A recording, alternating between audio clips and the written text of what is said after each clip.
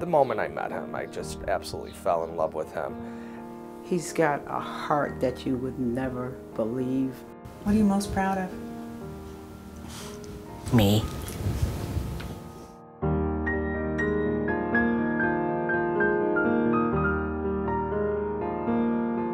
The vision that the Founding Mothers had in starting the Association for Community Living in 1952 is still alive today. Clearly, they could not have known that 60 years later that the agency would be serving over 1,000 people a year, starting from a few community clinical nursery schools in the basement of several churches in this area. We are having a great year, 2012, here at the Association for Community Living. We began the year by moving into our new offices at 220 Brookdale. This was a nice achievement for us because we were able to purchase our own building and do extensive renovation. In addition to our staff being able to have a workspace that is more functional and efficient for them, it also means that the individuals that we serve are getting better services. We are able to expand and grow. We've created a community that cares about each other. We've created a community that stands for each individual and believes in the fulfillment and the potential that each of us can have.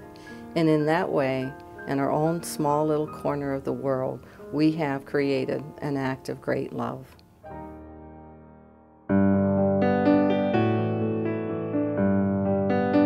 Like many elderly people today, he was independent enough to live on his own, needed a bit of guidance and a bit of direction and maybe some help with medications and appointments, but he by no means should have been living in a nursing home. The most fulfilling is to see people in the beginning, like Bill, for instance, unhappy, their life circumstances are not allowing them to really be part of society. They're being more isolated, as Bill was.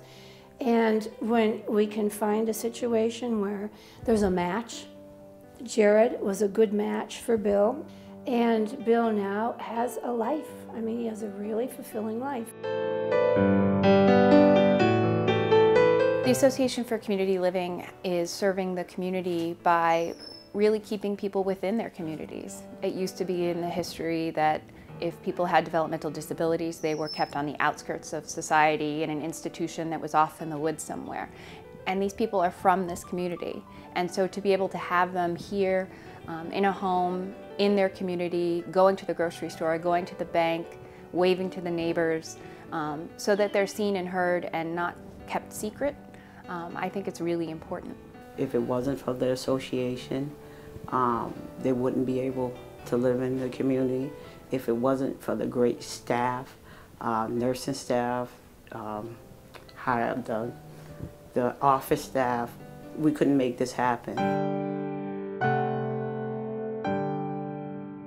Community Resources is really built around helping children with autism and young adults with autism find their place in the community and to be included in the community. And an important part of that is for people to have relationships. We really put a lot of emphasis on helping children and young people with autism meet other people to form strong relationships that will last a lifetime. About once a month, they're probably here in the resource room.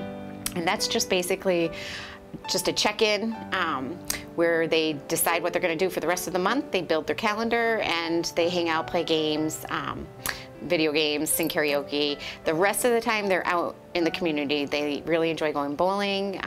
It's nice weather, so they've been doing some mini golf and some go-karts, swimming. They go to the arcade, the mall. So I think one of the real benefits to relationship building for them has been to learn about new students. And then they meet friends of friends, the same way that we all meet friends of friends. So I know that one of our students that's in one school district went to the prom with one of our other students that's in another school district here. So it was really nice. The Association for Community Living has not only helped people to be better neighbors to folks with developmental disabilities, but also that we have been a good neighbor.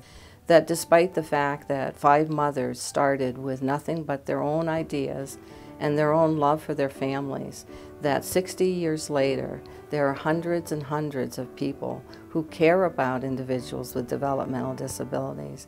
Our 60 years in the past have brought us many great successes, but we know that with the continued support and involvement of all the ones who care about us, that we will have 60 more and hopefully many more years of success going into the future.